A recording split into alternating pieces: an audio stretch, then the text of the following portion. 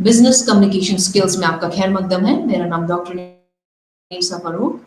आज हम ब्लॉक 1 जिसका अनुमान है अंडरस्टैंडिंग द बिजनेस वर्ल्ड, जिसमें हम आज यूनिट 3 और यूनिट 4 को डिस्कस करने जा रहे हैं। हमारे यूनिट 3 का अनुमान है बिजनेस ऑर्गेनाइजेशन यानी कारोबारी तंजीमें। हमारे इस यूनिट का साखत कुछ इस तरह है। सबसे पहले हम इस यूनिट के मकासद को देखते हैं, फिर हम इस यूनिट का थोड़ा वार्म अप करते हैं, जिससे हमें पता चलेगी कि इस यूनिट में क्या-क्या आगे आने वाले हैं, कौन-कौन से टॉपिक किस तरह से डिस्कस होने वाले हैं। और उसके बाद हम बात करेंगे पढ़ना। मशहूर कारोबारी अफराद जो मेरे एंटरप्रेन्योर्स होते हैं, जो फेमस एंटरप्रेन्योर्स होते हैं, उनके बारे में हम बात करेंगे। फिर हम कुछ बात देखेंगे इसमें कि सुनना, उसमें जो भी स्किल्स हैं, जो भी एक्टिविटीज़ हैं, उस पे हम बात करेंगे, उनको हम देखेंगे। फिर हम देखेंगे ग्रामर WH सवालात। फिर हम बात करेंगे अल्फाज यानी जो इस टॉपिक के रिलेटेड जो भी वोकैबुलरी अल्फाज होंगे उसको हम इस यूनिट में डिस्कस करेंगे।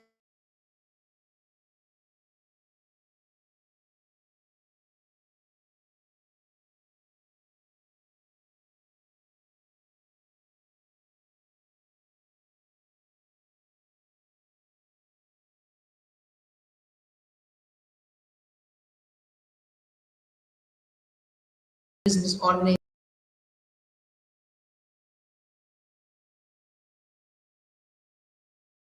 उनको हम समझेंगे, उनकी ग्रोथ हम देखेंगे, किस तरह से बिजनेस ऑर्गेनाइजेशन में यानी कारोबारी तंजीम में किस तरह से ग्रोथ होती है, किस तरह से डेवलपमेंट होती है। और उनके प्रोडक्ट्स के बारे में हम जानने की कोशिश करेंगे, उनके सर्विसेज के बारे में, उनके अचीवमेंट्स के बारे में हम देखेंगे इस यूनिट में। और साथ ही साथ हम ये भी जानने की कोशिश करेंगे कि जो एंटरप्रेन्योर्स होते हैं यानी जो कारोबारी अफराद होते हैं, वो किस तरह से उनमें किस तरह से डेवलपमेंट आती है, वो किस तरह से डेवलप करते हैं, वो किस तरह से अपने कारोबार को फैलाते हैं, किस तरह से अपने कारोबार में इजाफा करते हैं। वो सब चीज़ें हम इस यूनिट में जानने की कोशिश करेंगे। और ये भी हम देखेंगे कि जो एंटरप्रेन्योर्स होते हैं, वो किस तरह से अपनी नई-नई बिज़नेस स्किल्स को डेवलप करते हैं, नए-नए बिज़नेस को यानी जो भी नया बिज़नेस वो खोलना चाहते हैं, वो किस तरह से खोलते हैं, किस तरह से डेवलपमेंट लाते हैं, वो भी हम इस यूनिट में डिस्कस करेंगे। उनके शेयर्स, उनके स्ट्रगल्स, उस पे भी हम इस यूनिट में डिस्कस करेंगे। तो इस यूनिट में हम देखेंगे कारोबारी तंजीम को हम देखेंगे, कारोबारी अफराद पे हम बात करेंगे। हम कुछ मुख्तसर से सवालात पूछेंगे, जो भी यानी बिज़नेस पर्सन्स जो होते हैं, यानी एंटरप्रेन्योर्स होते हैं, उनके रिलेटेड जो भी सवालात हैं, उनको भी हम डिस्कस करेंगे। और हम देखेंगे कि सवालात पूछने का एक प्रॉपर तरीका क्या होता है, एक करेक्ट जो वर्ड ऑर्डर रहता है, उसको हम देखेंगे। सेंटेंस का जो वर्ड ऑर्डर रहता है, उसको हम डिस्कस करेंगे। फिर हम देखेंगे बिज़नेस कोलोकेशंस यानी जो कारोबारी मिलाप होता है, उस पे हम बात करेंगे। उसके रिलेटेड जो भी अल्फाज हैं, जो भी वोकैबुलरी है, उस पे हम बात करेंगे। और ये भी देखेंगे कि जो बिज़नेस अफराद जो हैं या उनकी कंपनीज़ हैं, उनकी प्रोफ़ाइल के बारे में हम जानने की कोशिश करेंगे, उनको हम डिस्कस करेंगे, उनके बारे में हम देखेंगे, कुछ वोकैबुलरी, कुछ अल्फाज उसके बारे में भी हम डिस्कस करेंगे। तो सबसे पहले आ जाते हैं हम कुछ एक वार्म अप करते हैं, जिससे हमें आइडिया हो जाता है कि इस यूनिट में हम क्या-क्या डिस्कस करने जा रहे हैं। यानी एक सरगर्मी है जो हम इस यूनिट में करेंगे। यानी जो हमारा अगला यूनिट भी है उसमें भी कुछ सरगर्मी है। वो भी उसको हम डिस्कस करेंगे, वो एक्टिविटी भी हम करेंगे। तो बिज़नेस ऑर्गेनाइज़ेशन जो है, जब भी कोई बिज़नेस ऑर्गेनाइज़ेशन वो डेवलप होती है, एस्टैब्लिश होती है, तो सबसे पहले वो अपने आप को आइडेंटिफ़ाई करने के लिए अपने ब्रांड का नाम देती है या उस ब्रांड के साथ एक स्लोगन देती है। जैसे कि just do it. Just do it जब हम सुनते हैं तो हमें पता चलता है कि ये नाइकी का एक स्लोगन है। इमीडिएटली हमारे दिमाग में नाइकी आ जाता है, नाइकी ब्रांड आ जाता है। इसी तरह से हमारा बजाज जो है एक स्लोगन है। इससे भी हमें हमारे यानी ज़हन में हमें बजाज स्कूटर्स का तस्वुर होता है। तो यानी इसका एक स्लोगन है। यानी हर किसी ब्रांड का अपना एक स्लोगन होता है जिससे वो जाना जाता है, पहचाना जाता है मार्केट में। इसी तरह यहाँ पर हमें कुछ स्लोगन दी गई है। हमें बताना है कि ये स्लोगन जो है ये किस कंपनीज़ की है। जैसे कि लेट्स गो जो है ये मारुति ऑल्टो का एक स्लोगन है, मारुति ऑल्टो। इसी तरह से टेस्ट द थंडर जो है ये थम्स अप का स्लोगन है, यानी थम्स अप कंपनी जो है उसका स्लोगन है टेस्ट द थंडर। इसी तरह से द कंप्लीट मैन जो है ये रेमंड्स का स्लोगन है। इसी तरह से द टेस्ट ऑफ इंडिया जो है ये अमूल का स्लोगन है। तो इसी तरह से हर किसी कंपनी का एक अपना अपना स्लोगन है जिससे वो मार्केट में पहचाना जाता है। यानी जब भी हम इन सब कंपनीज का ऐड देखते हैं, एडवर्टीजमेंट देखते हैं, चाहे हम न्यूज़पेपर पे देखते हैं, किसी आर्टिकल मैगजीन पे हम देखते हैं या टेलीविजन पे देखते हैं, तो उनके साथ ये स्लोगन जो है उन कंपनीज का एक, उन ब्रांड्स का एक अपना एक स्लोगन हमेशा साथ होता है, जिससे वो लोगों में अपनी एक जगह बनाता है, उनके जहन में एक इन्फ्लुएंस क्रिएट करता है। तो उसी तरह से हर किसी ब्रांड का एक अपना अपना स्लोगन होता है जिससे वो पहचाना जाता है मार्केट।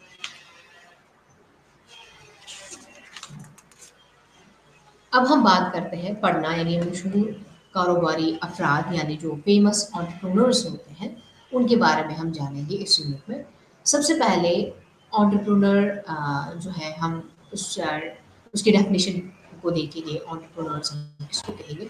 फिर उसके बाद हम कुछ एंटरप्रेन्योर्स को डिस्कस करेंगे इस यूनिट में, जो फेमस एंटरप्रेन्योर्स हैं या जो आपकी किताब में, आपकी जो टेक्स्ट में मतन में दिया गया है रतन टाटा के बारे में, उसको भी हम डिस्कस करेंगे इस यूनिट में। तो सबसे पहले हम ये जानने की कोशिश करेंगे जो एंटरप्रेन्योर्स होते हैं वो कौन होते हैं, एंटरप्रेन्योर्स हम किनको कहते हैं। यानी एंटरप्रेन्योर्स जो है ये कारोबारी अफराद होते हैं जो हमेशा अपने जो एक नया बिजनेस स्टार्ट करते हैं या अपना एक नया वेंचर स्टार्ट करते हैं, उनको हम एंटरप्रेन्योर्स कहते हैं। ये हमेशा जो है ये बिजनेस स्टार्ट करते हैं, यानी जो नया बिजनेस स्टार्ट करते हैं उनको यूजुअली हम एंटरप्रेन्योर्स कहते हैं। और नया बिजनेस स्टार्ट करने के लिए एक रिस्क लेना बहुत ही ज़रूरी होता है। रिस्क के बगैर हम यानी कोई भी बिजनेस स्टार्ट नहीं कर सकते। यानी एक एंटरप्रेन्योर जो है वो नया बिजनेस स्टार्ट नहीं कर सकता जब तक में वो रिस्क ले सकता है। कि हर किसी बिजनेस में एक रिस्क होता है, तो हर एंटरप्रेन्योर जो है उस स्टेज से गुजर जाता है, यानी चैलेंज को एक्सेप्ट करता है, वो रिस्क्स को लेने की कोशिश करता है। जो एंटरप्रेन्योर्स होते हैं उनमें एक हमेशा एक चैलेंज को एक्सेप्ट करने की एबिलिटी होती है, उनको रिस्क टेकिंग की एबिलिटी होती है, यानी वो रिस्क लेने के लिए रेडी होते हैं, वो चैलेंज लेने के लिए रेडी होते हैं हमेशा। तो एंटरप्रेन्योर्स जो है ये एक नई कंपनीज बनाते हैं, जो नई कंपनीज बनाते हैं उनको हम एंटरप्रेन्योर्स कहते हैं, ये इसकी डेफिनेशन हम कह सकते हैं। या जो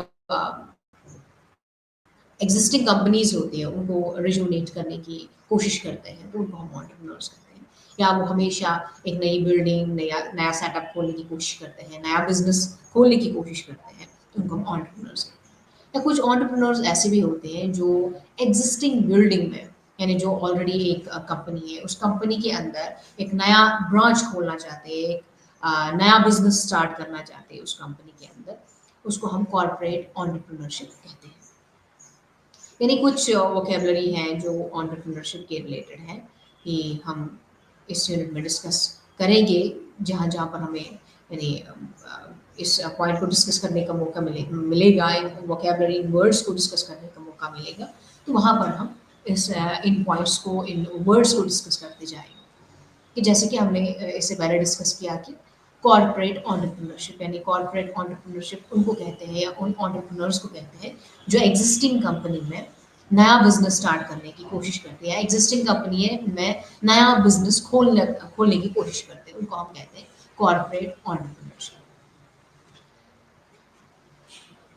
तो ये जो एंटरप्रेन्योर्स होते हैं वो हमेशा अपॉर्चुनिटीज़ को ढूंढते हैं, अपॉर्चुनिटीज़ का इस्तेमाल करते हैं, उनको यानी रिस्क टेकिंग एबिलिटी होती है उनको, उनमें वो पोटेंशियल होता है कि वो रिस्क ले सके, वो चैलेंज को एक्सेप्ट कर सके, चैलेंज को फेस कर सके, उनमें ये एबिलिटी होती है। और वो हमेशा जो है उनमें एक पैशन रहता है, बिजनेस खोलने का पैशन रहता है, बिजनेस करने का पैशन रहता है, या बिजनेस इस्टेब्लिश करने का एक पैशन रहता है, उनको हम एंटरप्रेन्योर्स कहते हैं। अब हम देखेंगे जो आपके मतन में दिया गया है रतन टाटा के बारे में। रतन टाटा जो है ये एक चेयरपर्सन है टाटा ग्रुप के, इसके बारे में हम जानेंगे रतन टाटा जो है वो कौन है, किस तरह से वो एक लीडिंग एंटरप्रेन्योर है इंडिया के, तो इस पे हम बात करेंगे। तो हिंदुस्तान में जैसे कि ये एक रतन टाटा जो है ये बहुत ही रिस्पेक्टेड इंडस्ट्रियलिस्ट माना जाता है। रतन टाटा एक चेयरमैन है टाटा ग्रुप के। तो ये इनका जो जन्म जो है वो 28 दिसंबर 1937 को हुआ था, जहाँ पर यानी मुंबई में इनका जन्म हुआ था और वहीं पर मुंबई में ही इनकी स्कूलिंग भी हो चुकी थी। यानी उन्होंने तालीम भी मुंबई में ही हासिल की थी। तो उन्होंने ग्रेजुएशन जो है वो architecture and structural engineering from Cornell university से उन्होंने ग्रेजुएशन हासिल की। तो ग्रेजुएशन हासिल करने के बाद उन्होंने अपनी जो फैमिली बिजनेस था, उनका जो फैमिली बिजनेस था वही ज्वाइन कर लिया। तो उन्होंने वो उसके बाद जमशेदपुर चले गए, जहाँ पर उन्होंने टाटा स्टील में काम किया। यानी टाटा स्टील उस इंडस्ट्री में उन्होंने काम किया। उन्हें director in-charge of national radio and electronic company limited, जिनको हम कहते हैं नेल्को, उनका एक वहाँ पर वो अपॉइंट हो गए एज अ डायरेक्टर इंचार्ज। तो वहाँ से उन्होंने सक्सेस हासिल की। यानी वहीं से कहा जाता है कि जो उनका जो टर्निंग पॉइंट रहा है लाइफ में, एक सक्सेसफुल टर्निंग पॉइंट, वो वहीं से शुरू होता है। फिर उसके बाद 1981 में वो टाटा इंडस्ट्री के चेयरपर्सन बन गए। तो उसके बाद जैसे वो टाटा इंडस्ट्री के चेयरपर्सन बन गए, वहाँ पर उन्होंने यानी अपनी इस इंडस्ट्री को यानी इस तरह से इस्टेब्लिश किया, उसको वाइड स्प्रेड कर दिया। तो उसके बाद जो टाटा मोटर्स है वो न्यूयॉर्क स्टॉक एक्सचेंज में यानी उसके लिस्ट में आने लगा। तो यानी जो उसकी स्टीवर्डशिप में, यानी टाटा रतन टाटा की स्टीवर्डशिप में वो न्यूयॉर्क जो न्यूयॉर्क स्टॉक एक्सचेंज है उनमें इनकी कंपनी आने लगी। उस स्टॉक एक्सचेंज में उसके लिस्ट में इनकी कंपनी देखने को मिली। तो उसके बाद रतन टाटा जो है उन्होंने 2000 में पद्म भूषण अवार्ड उन्होंने जीता बाय गवर्नमेंट ऑफ इंडिया से। उन्होंने जनवरी 2000 में उन्होंने पद्म भूषण अवार्ड वहाँ पर हासिल किया। तो उसके बाद उन्होंने बहुत सारे ऑर्गेनाइजेशंस में यानी काम किया। बहुत सारे ऑर्गेनाइजेशन में उन्होंने यानी जो रतन टाटा जो टाटा मोटर्स है या टाटा ग्रुप उसको हम कहेंगे, तो उनकी जो इस्टेब्लिशमेंट है, उनकी जो अचीवमेंट है वो दूर दूर तक फैलने लगी। उनकी जो यानी बोथ पब्लिक या प्राइवेट सेक्टर्स में हम कह सकते हैं कि हिंदुस्तान के दोनों पब्लिक हो या प्राइवेट सेक्टर हो, दोनों में उनका जो कारोबार है वो छाने लगा। फिर उसके बाद जो मेरे रतन टाटा जो है इन्होंने इंटरनेशनल इन्वेस्टमेंट काउंसिल में वहाँ पर एज ए मेंबर काम किया और वहाँ पर प्रेसिडेंट रहे, प्रेसिडेंट ऑफ साउथ अफ्रीका वहाँ पर रहे, यानी साउथ अफ्रीका के प्रेसिडेंट रहे वो।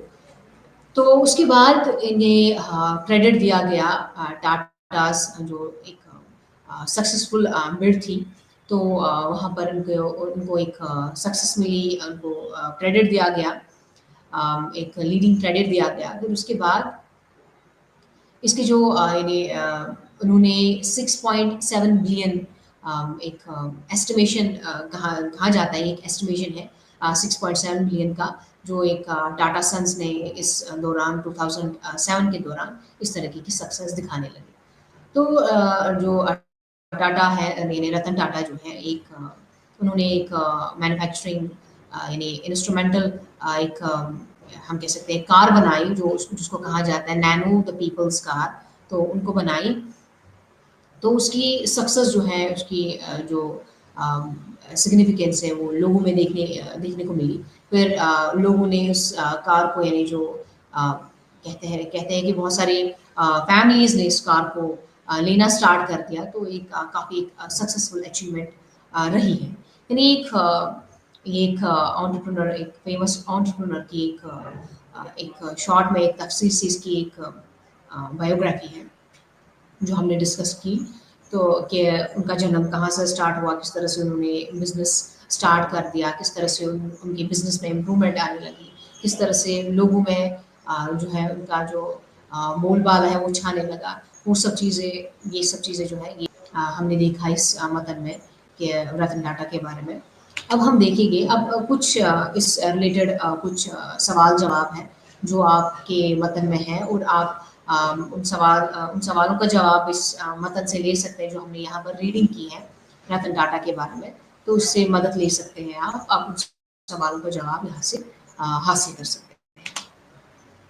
अब देखिए यहाँ पर हम ग्रामर ग्रामर में हम कुछ WH सवालात को देखेंगे जो यानी इस यूनिट के रिलेटेड है कि किस तरह से सवालात किए जाते हैं, सवालात करने का तरीका क्या होता है, ये हम इस यूनिट में डिस्कस करेंगे।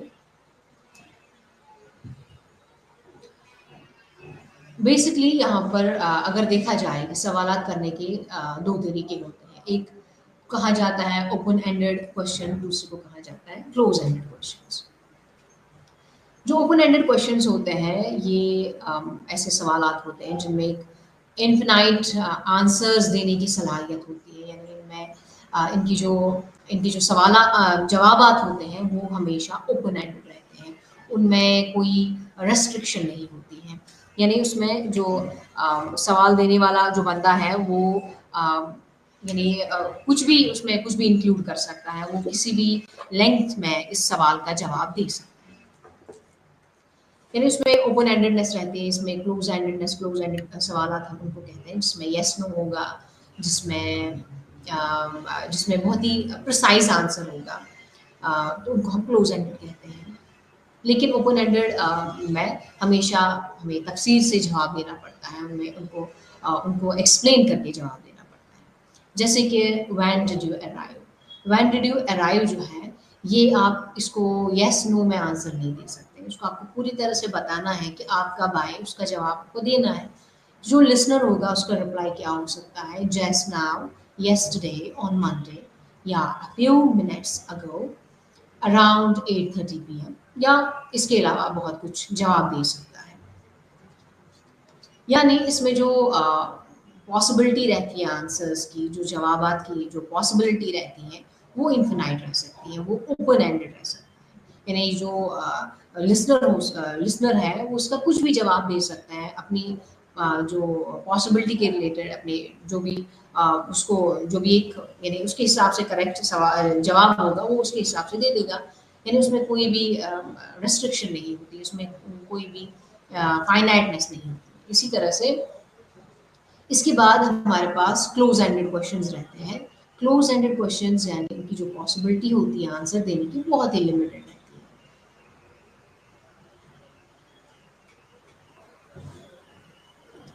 जैसे कि यहाँ पर are you coming with me, are you coming with me जो है इसमें आप जवाब दे सकते हैं, यस और नो में जवाब दे सकते हैं, इसमें आपको तफसीर देने की ज़रूरत नहीं है। तो इनको हम क्लोज एंडेड क्वेश्चंस कहते हैं, यानी जिसमें लिमिटलेस रहती है, लिमिटेड आंसर्स रहते हैं, उनको हम क्लोज एंडेड क्वेश्चंस कहते हैं।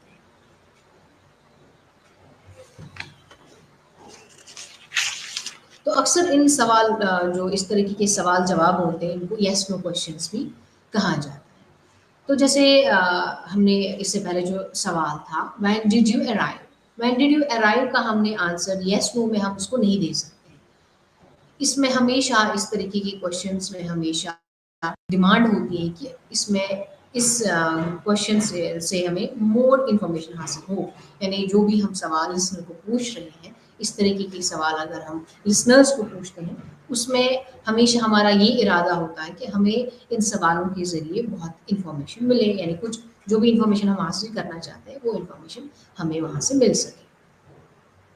तो जो भी इस तरीके के सवालात होते हैं यानी जो ओपन एंडेड सवालात होते हैं वो हमेशा WH वर्ड से शुरू होते हैं, उनको हम अक्सर WH क्वेश्चंस भी कहते हैं या ओपन एंडेड क्वेश्चंस भी कहते हैं। तो WH वर्ड्स जो हैं इनमें जैसे कि हु है, what, which, when, where, how, why, whom, whose, तो इस तरीके के सवालात, इस तरीके के WH क्वेश्चंस हो सकते हैं, यानी इनके बेसिस पर इन WH वर्ड्स के बेसिस पर हम सवालात बना सकते हैं। और जो इस तरीके के सवालात बनते हैं WH वर्ड्स के ज़रिए, जो भी सवालात बनते हैं वो हमेशा ओपन एंडेड रहते हैं, यानी इसमें हमेशा एक ओपन एंडेडनेस रहती है, यानी इसमें जो लिसनर होते हैं उसका जो आंसर है वो कुछ भी हो सकता है, उसमें कोई प्रिसाइजनेस नहीं हो सकती है, उसमें कोई लिमिटनेस नहीं हो सकती, उसमें जो भी बंदे का एक अप्रोप्रिएट आंसर उसमें लगेगा या जिस लेंथ में वो आंसर देना चाहते हैं वो उसमें दे सकता है। इसी तरह से जो क्वेश्चंस WH वाले क्वेश्चंस होते हैं, व्हेन, व्हाई, एक्सेट्रा, तो ये हमेशा सेम वर्ड ऑर्डर फॉलो करते हैं, जैसे कि यस नो क्वेश्चंस की जो वर्ड ऑर्डर रहता है, इसी तरह से इन क्वेश्चंस का भी वर्ड ऑर्डर उसी तरीके से रहता है। इसके अलावा WH क्वेश्चंस के अलावा, WH वर्ड्स के अलावा हम ऑक्सिलरीज का भी इस्तेमाल कर सकते हैं। ऑक्सिलरीज के ज़रिए भी हम सवालात बना सकते हैं, क्वेश्चंस बना सकते हैं, जैसे कि एम, आर, इज, वाज, वर, या कुछ और ऑक्सिलरीज हैं, हैव, विल, कैन। इनसे हम सवालात बना सकते हैं और ये हमेशा सब्जेक्ट से पहले आते हैं। या अगर किसी स्टेटमेंट में कोई ऑक्सिलरी वर्ब नहीं है, तो उस स्टेटमेंट को हम किस तरह से क्वेश्चन में चेंज कर सकते हैं, जैसे कि डू, डज, डिड। इनमें हम जहाँ पर भी ऑक्सिलरी वो एब्सेंट, ऑक्सिलरी वर्ब जो है वो एब्सेंट होगा और वहाँ पर नहीं है, स्टेटमेंट में ऑक्सिलरी वर्ब नहीं है, तो हमें सवाल उस स्टेटमेंट को जब हम क्वेश्चन में हम चेंज करते हैं तो हम हमेशा उनमें डू, डज, डिड इन सब चीज़ को इंक्लूड करते हैं। या उसके अलावा हम इन्फिनिटिव यानी जो होता है उनको हम इंक्लूड करते हैं विदाउट टू, उनमें हम टू का इस्तेमाल नहीं करते हैं। जैसे कि स्टेटमेंट है ही लाइक्स हिज जॉब, ये एक स्टेटमेंट है, यानी एक सवाल नहीं है, एक सिंपल स्टेटमेंट है। इस सवाल को, इस स्टेटमेंट को हम किस तरह से सवाल में चेंज कर सकते हैं, जैसे कि why does he like his job. यहाँ पर स्टेटमेंट में ऑक्सिलरी वर्ब जो है वो एब्सेंट था और हमने क्या किया, क्वेश्चन जब हमने इसी स्टेटमेंट का जब हमने क्वेश्चन बनाया, एक तो हमने WH का इस्तेमाल किया, हमने WH वर्ड का इस्तेमाल किया, उसके अलावा हमने हम डू, डज या डिड का इस्तेमाल कर सकते हैं। यहाँ पर हमने डज का इस्तेमाल किया क्योंकि यहाँ पर जो वर्ड की डिमांड है वो डज ही है, क्योंकि यहाँ पर जो थर्ड पर्सन है, थर्ड पर्सन के साथ हमेशा डज का इस्तेमाल होता है। तो why does he like his job, और ऑक्सिलरी जो है ये हमेशा सब्जेक्ट के पहले आता है। इसी तरह से जो स्टेटमेंट है I came here to learn English, तो इस तरह से इसका भी हम, इस स्टेटमेंट का भी हम सवाल बना सकते हैं, यानी इसको भी हम क्वेश्चन में चेंज कर सकते हैं ऑक्सिलरी वर्ब का इस्तेमाल करके। यानी why did you come here, इसको हम किस तरह से बना सकते हैं, इसको हम why did you came here का इस्तेमाल नहीं कर सकते। Why did you came here ये गलत है, क्योंकि हमें यहाँ पर हमेशा कहाँ जहाँ पर भी ऑक्सिलरी एब्सेंट होगा स्टेटमेंट में, वहाँ पर हमें क्वेश्चन में हमेशा ऑक्सिलरी का इस्तेमाल करना पड़ता है। अगरचे हम WH वर्ड का इस्तेमाल करते हैं, उसके अलावा हम ऑक्सिलरीज का इस्तेमाल ज़रूर करते हैं अगरचे स्टेटमेंट में वो एब्सेंट है। अगरचे स्टेटमेंट में है, हम जैसे ही स्टेटमेंट में है उस तरह से हम उसको क्वेश्चन में भी हम इंक्लूड कर सकते हैं। अब हम देखते हैं एक और जो एक रीडिंग है एक एंटरप्रेन्योर की, एक प्रोफाइल को हम देखेंगे।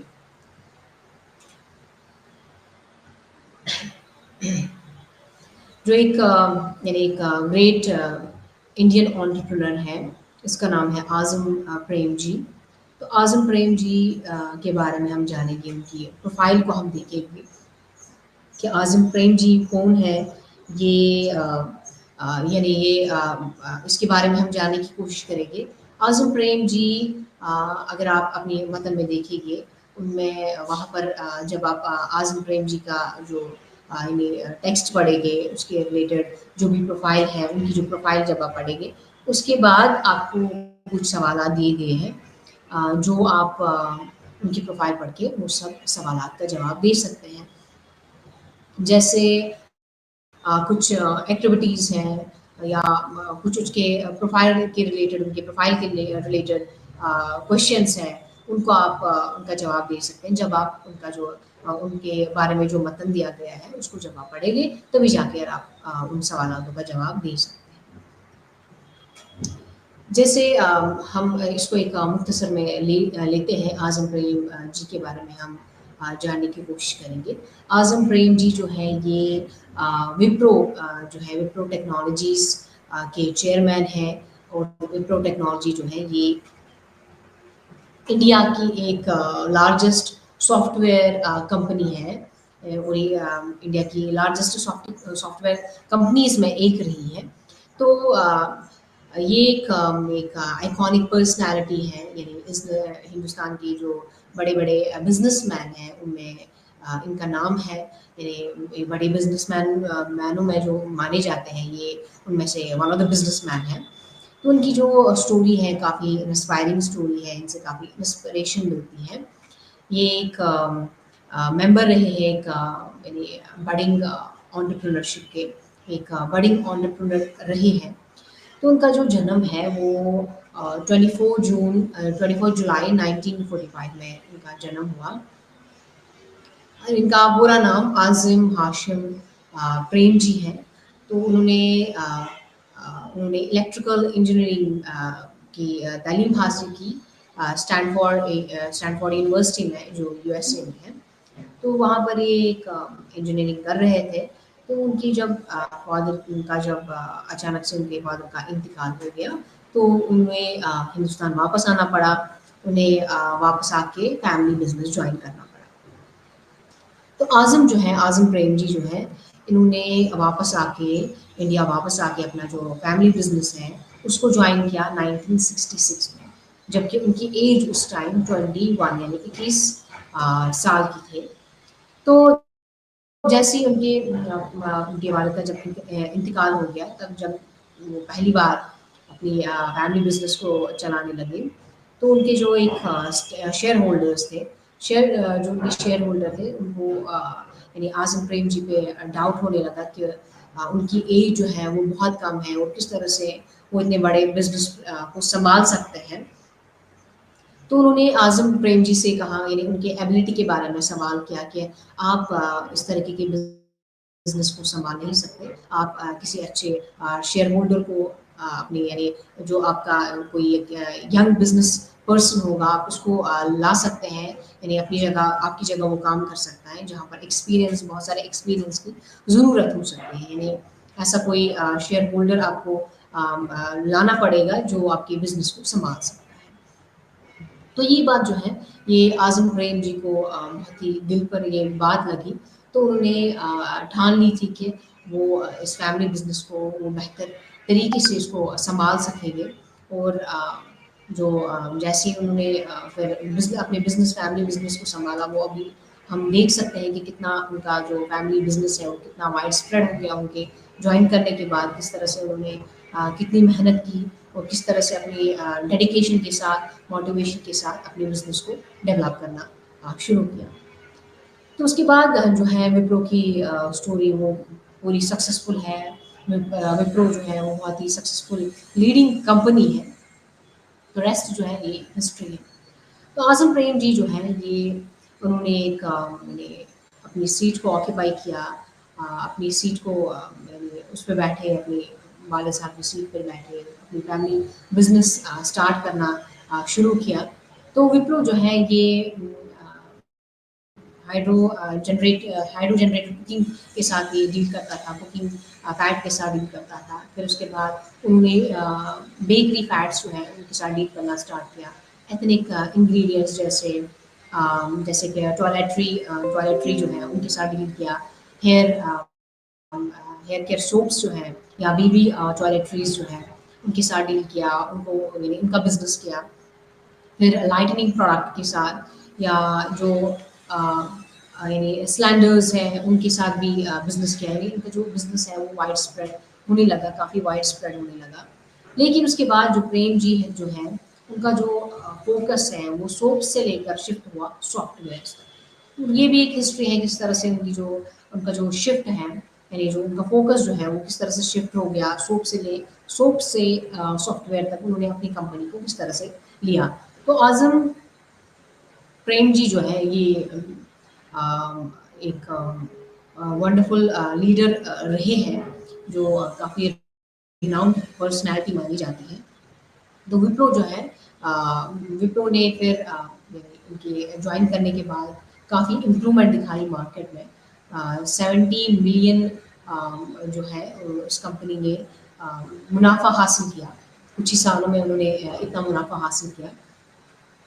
तो जो विप्रो टेक्नोलॉजी है ये एक largest independent R&D service provider रही है पूरी दुनिया में। इस तरह की ये इंडस्ट्री मानी जाती है। फिर उसके बाद अब आज़म प्रेमजी जो हैं उन्होंने बहुत सारी अचीवमेंट्स हासिल की, उन्हें बहुत सारे क्रेडिट्स मिले। ऐसे ही उन्होंने 2002 में एशिया वीक मैगज़ीन जो है, एशिया वीक मैगज़ीन में उन्हें वोट किया गया। यानी 20 पावरफुल मैन में उनका नाम आने लगा। यानी जो मोस्ट पावरफुल मैन जो है दुनिया के मोस्ट पावरफुल मैन, उनमें पहले 20 में उनका नाम आने लगा।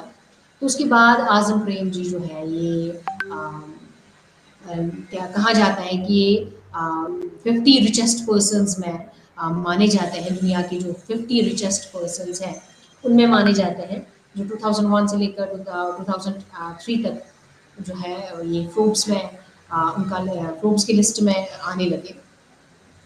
फिर 2004 में अप्रैल 2004 में टाइम्स मैगजीन ने 100 मोस्ट इन्फ्लुएंशियल पर्सनालिटीज जो है वर्ल्ड की, उनका नाम रखा। यानी इनका नाम टाइम्स मैगजीन में आने लगा 2004 में। उसके बाद ये काफ़ी रिचेस्ट इंडियन पर्सनालिटी मानी जाती है, इंडियन बिजनेसमैन माने जाते हैं, और बहुत सालों तक ये लिस्ट में रहे। फिर उसके बाद 2005 में गवर्नमेंट ऑफ इंडिया ने इन्हें एक अवार्ड से नवाजा। इन्हें पद्म भूषण अवार्ड से इन्हें 2005 में नवाजा है। तो इस तरह से एक शॉर्ट एक प्रिसाइज प्रोफाइल रही है आज़म प्रेम जी के बारे में। हमने इसको डिस्कस किया। ये भी ग्रेट एंटरप्रेन्योर है, तो उसको हमने देखा।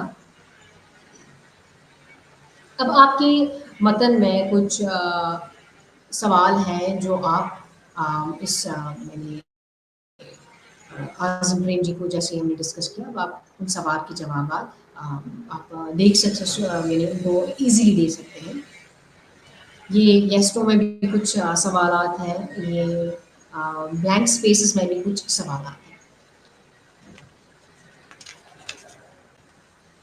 अब हम आ जाते हैं वोकैबुलरी पे, अल्फाज पे। हम देखेंगे कि इस यूनिट में जो भी हमने अल्फाज सुने या जो भी अल्फाज हमने पढ़े बिजनेस ऑर्गेनाइजेशन के रिलेटेड या एंटरप्रेन्योरशिप के रिलेटेड, वो हम देखेंगे। वो हम इस यूनिट में फिर से डिस्कस करेंगे और देखेंगे कुछ इम्पॉर्टेंट जो बिजनेस कोलोकेशंस हैं, कुछ वर्ड्स हैं जो कोलोकेट होते हैं। जैसे एक वर्ड सामने आ जाता है, दूसरा वर्ड उसके साथ कोलोकेट होता है, यानी दूसरा वर्ड उसके साथ हमेशा इस्तेमाल होता है। तो इनमें से कुछ इस तरह से वर्ड्स हैं जो कॉलम्स में दिए गए हैं। तो हमें दोनों कॉलम्स हैं, जो कॉलम ए है उसको अप्रोप्रिएटली कॉलम बी के साथ उसे मैच करना है। जैसे कि यहाँ पर कॉलम ए में दिया गया है प्राइवेट। प्राइवेट जो है कॉलम बी में हमें देखना है कि ये किसके साथ, प्राइवेट वर्ड जो है ये किसके साथ, किस वर्ड के साथ कोलोकेट होता है। प्राइवेट जो है ये हमेशा सेक्टर के साथ कोलोकेट होता है, प्राइवेट सेक्टर। तो ये दो चीज़ें हम यानी इस तरीके के वर्ड्स को हम कोलोकेशन देख सकते हैं। या फोकस्ड, फोकस्ड जो है ये हमेशा शिफ्ट के साथ कोलोकेट होता है। इसी तरह से वेल जो है ये हमेशा नोन के साथ कोलोकेट होता है। वेल नोन पर्सनैलिटी या वेल नोन जो कुछ भी जिसके बारे में बता देना है, या जो कुछ भी वर्ड उसके साथ देखना है क्या मैच हो जाएगा। इसी तरह से पावर हमेशा जनरेशन के साथ ही कोलोकेट होता है, पावर जनरेशन। या सक्सेस जो है ये हमेशा स्टोरी के साथ ही कोलोकेट होता है, सक्सेस स्टोरी। या इन्फ्लुएंशियल जो है ये हमेशा पीपल के साथ, या इन्फ्लुएंशियल पर्सनैलिटी। अब यहाँ पर पर्सनैलिटी तो है नहीं वर्ड, तो यहाँ पर पीपल के साथ हमेशा कोलोकेट होता है, इन्फ्लुएंशियल पीपल। तो इसी तरह से रिसर्च जो है, रिसर्च हमेशा इनिशिएटिव्स के साथ, इनिशिएटिव वर्ड के साथ हमेशा कोलोकेट होता है। रिसर्च इनिशिएटिव्स या बडिंग बडिंग एंटरप्रेन्योर्स के साथ ही कोलोकेट होता है। इसी तरह से प्रेस्टिजियस प्रेस्टिजियस हमेशा अवार्ड के साथ ही कोलोकेट होता है। या इंजीनियरिंग इंजीनियरिंग जो है वो हमेशा सर्विसेज के साथ ही कोलोकेट होता है। तो इस तरह के कुछ वर्ड्स हैं जो हमेशा हम देख सकते हैं कि किन-किन के वर्ड्स के साथ कौन वर्ड किस वर्ड के साथ कोलोकेट होता है। ये हमने खाली एक बिज़नेस ऑर्गेनाइज़ेशन के तरीके से हमने इसको देखा। यानी इस कॉन्टेक्स्ट में हमने इसको देखने की कोशिश की। अब हम आ जाते हैं हम राइटिंग पे। राइटिंग स्किल्स को हमें किस तरह से डेवलप करना है, जो आपके मतन में दिया गया है, ये एक प्रोग्रेस है, चेकर्ड प्रोग्रेस। तो यहाँ पर आपको एक मुंबई डाइंग जो है, ये एक कंपनी का नाम है। तो उसके बारे में कुछ पॉइंट्स दिए गए हैं, जो इन पॉइंट्स के ज़रिए आप इन पॉइंट्स की मदद ले सकते हैं और उसकी जो प्रोफाइल है, जिस तरह से हमने रतन टाटा के बारे में पढ़ा या प्रेम जी के बारे में, आज़म प्रेम जी के बारे में हमने पढ़ा, तो उसी तरह से इन पॉइंट्स की मदद लेकर आप इस तरह से प्रोफाइल बना सकते हैं। जैसे कि रतन टाटा की प्रोफाइल है, या जैसे आज़म प्रेम जी की प्रोफाइल है, उस तरह से आप बना सकते हैं। बॉम्बे डाइंग की प्रोफाइल के बारे में आप बना सकते हैं। यहाँ पर कुछ पॉइंट्स दिए गए हैं कि बॉम्बे डाइंग जो है, ये एक वादिया ग्रुप की एक मेंबर है, या पार्ट हम कह सकते हैं। या एक टेक्सटाइल इंडस्ट्री है जो अगस्त 1879 में 23 अगस्त 1879 में इस्टेब्लिश हो गया। या उसके बाद इसमें दिया गया है कि ये हिंदुस्तान की एक लार्जेस्ट प्रोड्यूसर्स मानी जाती हैं, टेक्सटाइल प्रोड्यूसर्स मानी जाती हैं। ये इसकी डेली प्रोडक्शन जो है वो हमेशा ये यानी मुंबई डाइंग की जो डेली प्रोडक्शन है वो 30,000 मीटर की फैब्रिक जो है वो हमेशा इसकी प्रोडक्शन रहती है। फिर उसके बाद इसमें दिया गया है कि इसके जो 600 प्लस एक्सक्लूसिव शॉप्स हैं पूरी कंट्री में, यानी 600 से ज़्यादा शॉप्स हैं इसके पूरे हिंदुस्तान में। तो ये एक्सपोर्ट भी करता है, बाकी कंट्रीज़ में भी एक्सपोर्ट करता है, जैसे कि यूएसए में, यूरोपियन कंट्रीज़ में एक्सपोर्ट करता है, न्यूजीलैंड में एक्सपोर्ट करता है, ऑस्ट्रेलिया में एक्सपोर्ट करता है। तो उसी तरह से जो सेल्स हैं वो हमेशा ये इक्वली डिवाइड होता है नेशनल और इंटरनेशनल मार्केट में।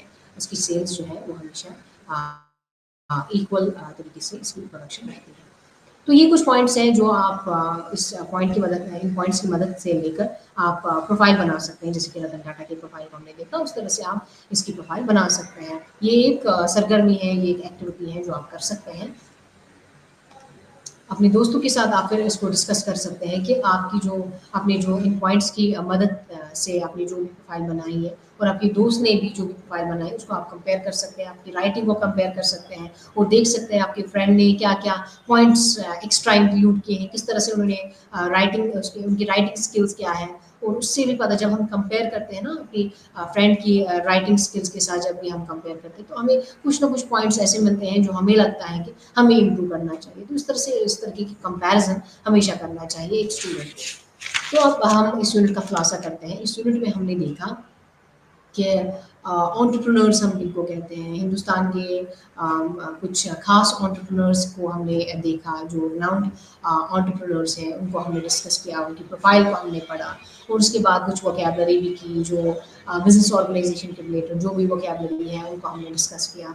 हमने ग्रामर सेक्शन में देखा कि सवालात किस तरह से किए जाते हैं, बिज़नेस ऑर्गेनाइजेशन में किस तरह से सवालात किए जाते हैं, वो भी हमने इस यूनिट में डिस्कस किया। ओपन एंडेड सवालात किनको कहते हैं, क्लोज एंडेड सवालात किनको कहते हैं, वो भी हमने इस यूनिट में डिस्कस किया। फिर हमने वोकैबुलरी सेक्शन डिस्कस किया और उसमें भी देखा कि कोलोकेशन किस तरह से होती है, कौन-कौन वर्ड्स किस-किस वर्ड के साथ कोलोकेट करता है। और हमेशा कोलोकेशन जो है, ये भी एक मेंटल फिनोमेना भी है। हमेशा हमारे ज़हन में जब भी हम कोई पर्टिकुलर वर्ड देखते हैं, तो हमेशा हमारे ज़हन में वो वाला वर्ड एक्टिव होता है जो उसके साथ यूजुअली कोलोकेट होता है। तो ये भी है, ये एक्टिविटीज़ भी हमने की। और उसके बाद हमने राइटिंग भी देखा कि राइटिंग पे, यानी जो राइटिंग की जो सरगर्मी है उसको भी हमने डिस्कस किया। अब हम आ जाते हैं अगले यूनिट पे, जिसका नाम है जॉब्स एंड रिस्पॉन्सिबिलिटीज, यानी नौकरियाँ और जिम्मेदारियाँ। इसको हम देखेंगे, इस यूनिट में हम देखेंगे क्या क्या डिस्कस करते हैं। इस यूनिट का साथ सबसे पहले हम इस यूनिट के मकासद को देखते हैं, फिर हम इस यूनिट का थोड़ा सा वार्म अप करते हैं, जैसे कि हमने पिछले यूनिट का किया। एक सरगर्मी है ये। तो उसके बाद हम एक पढ़ना, जिसमें हम देखेंगे जॉब प्रोफाइल्स को हम देखेंगे, जॉब प्रोफाइल्स क्या होती हैं। फिर हम सुनना, ये भी एक एक्टिविटी है। फिर आगे जाके हम ग्रामर स्किल्स को कुछ करेंगे, जिसमें हम काम की जिम्मेदारियों को बयान करने वाले जो फ़ैल हैं, उनको हम देखेंगे। फिर हम अल्फाज यानी वोकैबुलरी को हम डिस्कस करेंगे। जॉब के रिलेटेड जो भी वोकैबुलरी है उसको हम डिस्कस करेंगे। फिर हम तहरीर पे आ जाते हैं, राइटिंग पे आ जाते हैं, जिसमें हम देखेंगे जॉब डिस्क्रिप्शंस किस तरह से दी जाती हैं। फिर आखिरकार हम इस यूनिट का खुलासा करेंगे। तो सबसे पहले आ जाते हैं हम इस यूनिट के मकासद पे। इस यूनिट में हम देखेंगे कि जानेंगे कि जॉब्स और उनकी रिस्पॉन्सिबिलिटी, उनकी ज़िम्मेदारियाँ क्या होती हैं। जब भी हम कोई जॉब करते हैं उसकी रिस्पॉन्सिबिलिटी क्या होती है। फिर ये भी हम जानेंगे कि मुख्तलिफ डिपार्टमेंट्स को हम जानने की कोशिश करेंगे, उनकी फंक्शनैलिटी को जानने की कोशिश करेंगे कि हर किसी डिपार्टमेंट में अपनी अपनी फंक्शनैलिटी होती हैं और अपना अपना काम होता है, रिस्पॉन्सिबिलिटी होती है, उसको हम जानने की कोशिश करेंगे। फिर हम देखेंगे कि राइटिंग जॉब प्रोफाइल किस तरह से लिखा जाता है, वो भी हम इस यूनिट में डिस्कस करेंगे। और देखेंगे कि जो लैंग्वेज जो हम इस्तेमाल करते हैं, लैंग्वेज जॉब्स के रिलेटेड, जॉब्स एंड रिस्पॉन्सिबिलिटी के रिलेटेड जो भी हम लैंग्वेज इस्तेमाल करते हैं, राइटिंग में, स्पीकिंग में, वो सब चीज़ें हम इसमें डिस्कस करेंगे आगे जाके। और ये भी देखेंगे कि एक्शन वर्ब्स किस तरह से हमें एक्शन वर्ब्स को इस्तेमाल करना है। ये एक्शन वर्ब्स के ज़रिए हम किस तरह से जॉब्स को डिस्क्राइब कर सकते हैं, या जॉब की फंक्शनैलिटी का हम लोगों तक किस तरह से उसकी इन्फॉर्मेशन दे सकते हैं। वो सब चीज़ें हम इस यूनिट में डिस्कस करेंगे। तो सबसे पहले आ जाते हैं वार्म अप, यानी कुछ एक सरगर्मी करते हैं, जिससे हम थोड़ा सा एक्चुअली वार्म अप हो जाएंगे ये सब एक्टिविटी करने के बाद। तो यहाँ पर कुछ हमें ब्लैंक स्पेसेस दी गई है। इनमें हमें इन ब्लैंक स्पेसेस को हमें प्रॉपर्ली फिल करना है अप्रोप्रिएट डिपार्टमेंट के साथ, यानी ये जो यहाँ पर डिस्क्रिप्शन दी गई है उनको हमें पढ़कर देखना है कि ये काम जो है किस डिपार्टमेंट में किया जाता है। जैसे I look after recruitments in my company, I work in the. तो जब भी रिक्रूटमेंट होती है, जिन कंपनीज में रिक्रूटमेंट होती है, वो एक अलग सा एक डिपार्टमेंट करता है, इसको कहते हैं एचआर यानी ह्यूमन रिसोर्स डिपार्टमेंट, ये सब करता है। तो यहाँ पर ब्लैंक स्पेस में ह्यूमन रिसोर्स आ जाएगा। इसी तरह it is my responsibility to see that the standard of our goods is maintained. I am from dash। तो यहाँ पर ब्लैंक स्पेस में, इस ब्लैंक स्पेस में हम क्या इंक्लूड कर सकते हैं, जो कुछ भी यानी किसी भी चीज़ को उसकी मेंटेनेंस देखनी है, उसकी रिस्पॉन्सिबिलिटी होती है, उसके चीज़ों की उसके स्टैंडर्ड को देखना है, तो वो कौन सा डिपार्टमेंट करता है, वो हमेशा क्वालिटी कंट्रोल डिपार्टमेंट ये सब चीज़ें देखता है। इसी तरह से if the customers are not happy with our goods, they complain to me, I am in। तो जहाँ पर भी कस्टमर के साथ डील करना पड़ता है और कस्टमर की कंप्लेन को सुनना पड़ता है, तो ये कौन सा डिपार्टमेंट है जो इस तरह के मेरे इस तरह के प्रॉब्लम्स को सॉल्व करता है, वो हमेशा कस्टमर रिलेटेबिलिटी होता है। तो उस तरीके की डिपार्टमेंट ये सब कस्टमर रिलेशन जो है, ये इस तरीके का डिपार्टमेंट जो है कस्टमर के साथ ही डील करता है, जो भी उनके कंप्लेंट्स होते हैं उनको डील करता है। I do the planning of for launching new goods, for launching new goods in the market. I do planning for launching new goods in the market. I work in। जब भी नए नए goods जो है ये market में introduce होते हैं, उनको लॉन्च करना पड़ता है, तो ये कौन सा डिपार्टमेंट है जो इस तरीके के काम करता है, वो हमेशा मार्केटिंग डिपार्टमेंट होता है। तो ये मार्केटिंग का एक अलग से डिपार्टमेंट होता है जो इन सब चीज़ों को देखता है। अब हम आते हैं पढ़ना, यानी जॉब प्रोफाइल को किस तरह से लिखा जाता है, इसको हम देखेंगे। यहाँ पर भी एक सरगर्मी है, यानी read these 5 job profiles and identify the jobs that these people do. यानी यहाँ पर कुछ जॉब प्रोफाइल्स दी गई है और हमें देखना है ये कौन से लोग होते हैं या किस पोजीशन पे ये लोग होते हैं। ये जो जॉब प्रोफाइल है ये किन लोगों की जॉब प्रोफाइल होती है, यानी इनका डिस्क्रिप्शन यहाँ पर दिया गया है और हमें देखना है कि ये जॉब प्रोफाइल ये किन लोगों की होती है, यानी जो लोग इस पोजीशन पे होते हैं उनका नाम हमें देना है। जैसे कि my primary job is to maintain law and order. I am often required to work for school hours. I need to be tough all the time. I am often overworked during festivals or public events when large number of the people gather at public places. तो ये कौन से लोग देखते हैं law and order को, कौन लोग मेंटेन करते हैं, ये किन का जॉब होता है, ये जो जॉब प्रोफाइल है किन लोगों की होती है, वो हमेशा पुलिस की होती है। यानी लॉ एंड ऑर्डर को कौन लोग मेंटेन करते हैं और बहुत देर तक काम करते हैं। उनका हमेशा छुट्टियों में जो फेस्टिवल्स होते हैं उनमें भी उन्हें छुट्टियां नहीं मिलती हैं। और ये कौन से लोग होते हैं, हमेशा पुलिस, जो हमारा पुलिस डिपार्टमेंट है वो सब इन चीज़ों को देखता है। यानी ये पुलिस की जो प्रोफाइल है। इसके बाद my profession is considered very vulnerable. I deal with young people. I am expected to prepare them for life. I must at all times be on my guard about my behavior because youngsters look up to me for guidance as well as setting an example. तो ये कौन से लोग होते हैं, यानी जिनका एक काम यंगस्टर के साथ डील करना होता है, उनको हमें ज़िंदगी के लिए प्रिपेयर करना पड़ता है, उनके बिहेवियर को गाइड करना पड़ता है। तो ये लोग जो है ये टीचर्स होते हैं। ये जो प्रोफाइल है ये हमेशा टीचर की होती है, इस तरीके की profile. It takes long years of study and hard work to prepare for my vocation. My duty is to cure and heal people. I need to be prepared for long hours of work and can be called into treat at any time of the day or night. यानी इनको हमेशा duty पे पर available रहना पड़ता है, इनको हमेशा प्रिपेयर रहना पड़ता है। इन्हें कहीं कभी भी ड्यूटी के लिए बुलाया जा सकता है इमरजेंसी में। तो ये कौन लोग होते हैं, ये हमेशा डॉक्टर्स होते हैं, यानी ये डॉक्टर की प्रोफाइल है। इसके बाद I am an important part of the government machinery.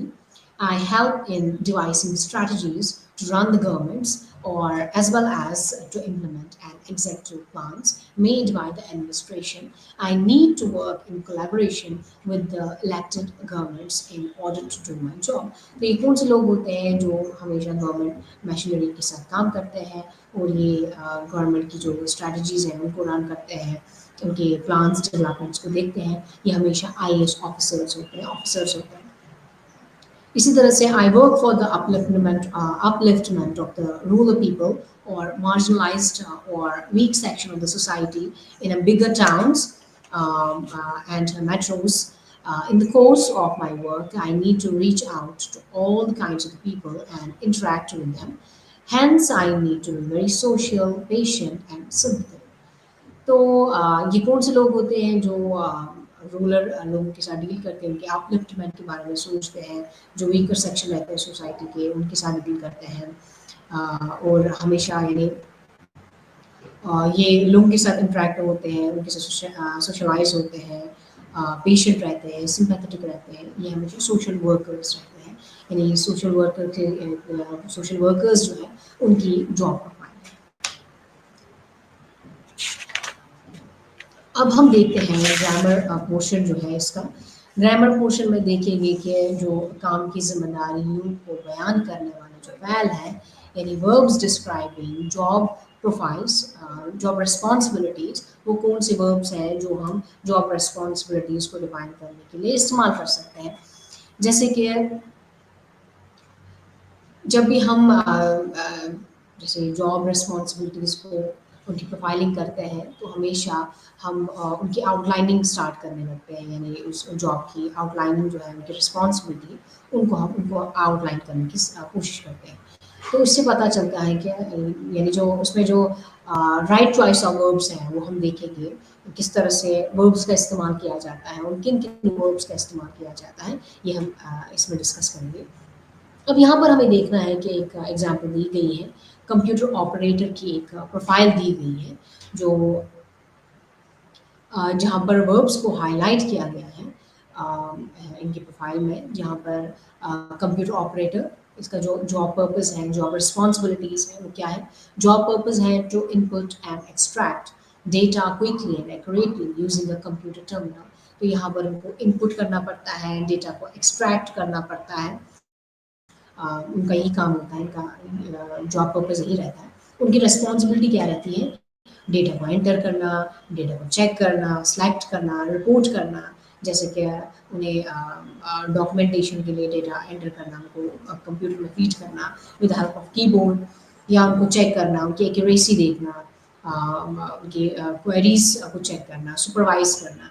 इसी तरह से उन्हें अप्रोप्रिएट प्रोग्राम्स के ज़रिए डेटा को फीड करना, डेटा को एंटर करना कंप्यूटर में, या रिपोर्ट करना, जो कुछ भी प्रॉब्लम होगी अपने सुपरवाइज़र के साथ उसको डिस्कस करना, जो कुछ भी डेटा एंट्री में जो भी प्रॉब्लम आ जाती है उनको सुपरवाइज़र के साथ उसको रिपोर्ट करना। तो ये कंप्यूटर ऑपरेटर की प्रोफाइल है। यानी इस तरह के वर्ब्स का हम इस्तेमाल करते हैं। ये डिपेंड होता है कि जो प्रोफाइल यानी इस पर्टिकुलर पर्सन की या इस ऑर्गेनाइजेशन की जो प्रोफाइल है उसके बेसिस पे ही डिपेंड रहता है कि उनमें वर्ब्स क्या-क्या इस्तेमाल हो सकते हैं। जैसे कि यहाँ पर हाइलाइटेड वर्ड्स जो हैं यहाँ पर input, extract, enter, check, select, report, तो इस तरीके के वर्ब्स का इस्तेमाल हो गया है। तो ये सब डिपेंड है, जो इंडिविजुअल उसकी जो प्रोफाइल है उसी पे डिपेंड है कि जो जॉब यानी उसकी जो प्रोफाइल है, जो उसकी रिस्पॉन्सिबिलिटीज़ क्या है, उसका पर्पस क्या है, जॉब पर्पस क्या है, जॉब रिस्पॉन्सिबिलिटीज़ क्या है, वो उसी पे डिपेंड रहता है। अब यहाँ पर जो है ये एक यहाँ पर भी एक एक्टिविटी है चैप्टर प्रोग्रेस को देखना है हमें कि हम कितना यानी इम्प्रूव कर गए हैं, यानी इसमें कौन कौन से वर्ड्स हैं जो हम इन वर्ड्स में इस्तेमाल कर सकते हैं। यहाँ पर हम देख सकते हैं कुछ वर्ड्स जो है यहाँ पर दिए गए हैं। इनको हम किस तरह से दूसरे वर्ड के साथ कोलोकेट कर सकते हैं, या इस तरह से कह सकते हैं कि उनका जो मीनिंग है वो किन वर्ड्स के साथ रिलेटेबल है। जैसे यहाँ पर है सबसे पहला वर्ड इंट्रोड्यूस। यहाँ पर ऊपर दिया गया है, एक बॉक्स दिया गया है, इसमें हमें देखना है कि प्रॉपर वर्ड कौन सा इंक्लूड होगा, कौन सा वर्ड जो है इस इन वर्ड्स के साथ मैच हो सकता है। इस तरह से हमें एक वर्ब्स की यूजेज का पता चलेगा कि किस तरह से वर्ब्स का इस्तेमाल करना है, उनके वर्ड्स किस तरह से दूसरे वर्ड्स के साथ कोलोकेट होते हैं। जैसे यहाँ पर इंट्रोड्यूस जो है ये स्कीम, इंट्रोड्यूस अ स्कीम, इसके साथ हम इसको कोलोकेट कर सकते हैं। या इस तरह से क्रिएट, क्रिएट जो है ये a new design, create a new design, इसके साथ हम इसको कोलोकेट कर सकते हैं। इसी तरह से प्रेजेंट जो है एज अ वर्ब, प्रेजेंट जो है इसको हम किसके साथ कोलोकेट कर सकते हैं, प्रेजेंट योर फाइंडिंग्स, तो इसके साथ हम कोलोकेट कर सकते हैं। इसी तरह से एक और वर्ब है पब्लिसाइज, इसको किसके साथ इसको कोलोकेट कर सकते हैं, पब्लिसाइज एंड अवेयरनेस प्रोग्राम। या इसके बाद नेगोशिएट, नेगोशिएट जो है नेगोशिएट सेटलमेंट। इसके बाद डॉक्यूमेंट जो है, document to do some kind of यानी टू डू यानी डॉक्यूमेंट जो है to do some kind of social service.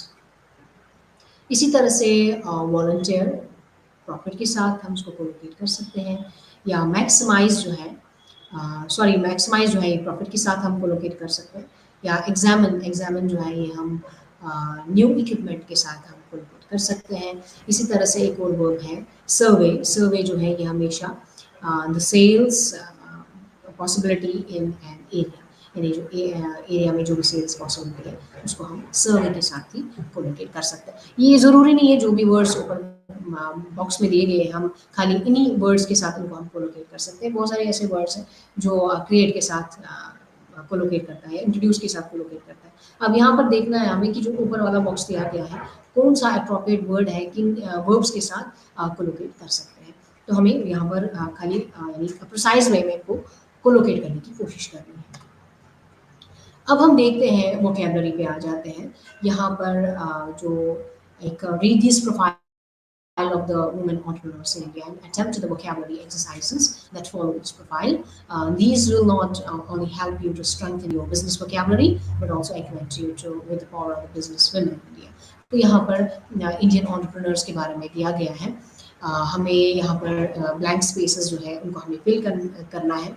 यहाँ पर वीमेन के बारे में इंडियन एंटरप्रेन्योर्स जो है, वीमेन एंटरप्रेन्योर्स जो है उनके बारे में दिया गया है, उसका एक प्रोफाइल दिया गया है, उनको जहाँ पर ब्लैक स्पेस है वहाँ पर उसको फिल करने की कोशिश करेंगे। जैसे कि entrepreneur Dr. Kiran Mazumdar Shaw, chairperson and managing director of the Bicon Ltd, which became India's richest women in 2004, was educated at the Bishop Cotton Girls School and Mount Carmel College in Bangalore. She, यहाँ पर blank space है, she dashed Bicon India was a dash of rupees 10,000 in her garage in 1978. यहाँ पर blank spaces में पहले में she founded Beacon India with a dash with a capital of rupees 10,000 in her garage in 1978. तो the initial dash was to extract an enzyme from papaya. तो यहाँ पर जो blank space है, the initial operation was to extract an enzyme from the papaya. Her dash for the loans were turned down by the banks on 3 counts. Biotechnology and was then a new word the company lacked. Dash and women dash were still a rarity. Today, her company is the biggest biopharmaceutical firm in the country. तो यहाँ पर 3 blank spaces है। तो पहले वाले blank space में application का इस्तेमाल होगा, the initial application was to extract. तो दूसरे में जो है वो है एसेट्स। तो जैसे कि the company lacked assets and the women dash were still and the women entrepreneur were still a reality. तो इसी तरह से नेक्स्ट यहाँ पर दिया गया है, एक और एक्टिविटी दी गई है। Sunita Narayan was an environmentalist and political dash as well as a major proponent of the green concept of the dash development, was awarded the Padma Shri by the government of India in 2005. तो यहाँ पर पहले वाले space में जो है activist, political environmentalist and political activist आ जाएगा। उसके बाद green concept of sustainable development was awarded the Padma Shri by the government of India in 2005. इसी तरह से एक और इसके बाद दिया गया है, Narayan was who has been with the India Basic Center for the Science and Environment since 1982, is dash the director of the center, is currently the director of center and director of the center and the director of the Society for the Environmental and Communications and the publisher for the dash magazines Down to Earth, fortnightly magazines Down to Earth। तो इस तरह से कुछ vocabulary हैं जो मैंने इस unit के रिलेटेड है जो हमने देखा।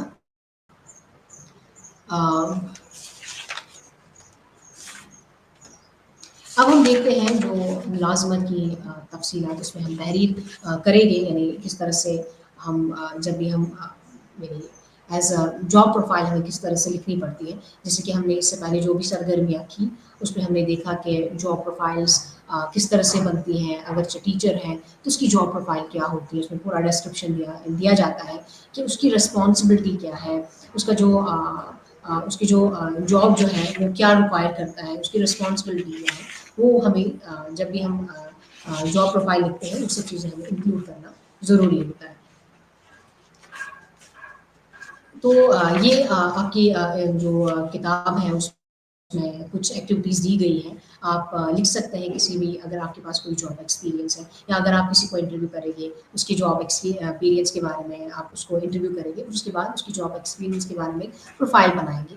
तो ये एक एक्टिविटी है जो आप कर सकते हैं, अगर अपने दोस्त के साथ शेयर कर सकते हैं कि क्या-क्या जो है जो आपके फ्रेंड ने इंक्लूड किया है, क्या-क्या जो है जो आपने इंक्लूड किया है, जो आपकी दोस्त की राइटिंग में मिसिंग था और जो आपकी राइटिंग में मिसिंग था, वो सब चीज़ें आप कंपेयर कर सकते हैं अपनी राइटिंग के ज़रिए।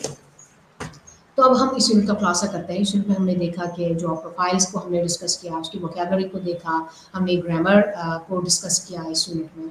हमने ये भी देखा कि जॉब प्रोफाइल्स किस तरह से बनाई जाती है, वो सब चीज़ें इस यूनिट में हमने डिस्कस की।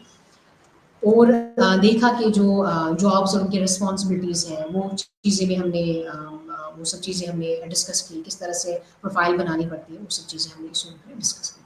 आपका शुक्रिया।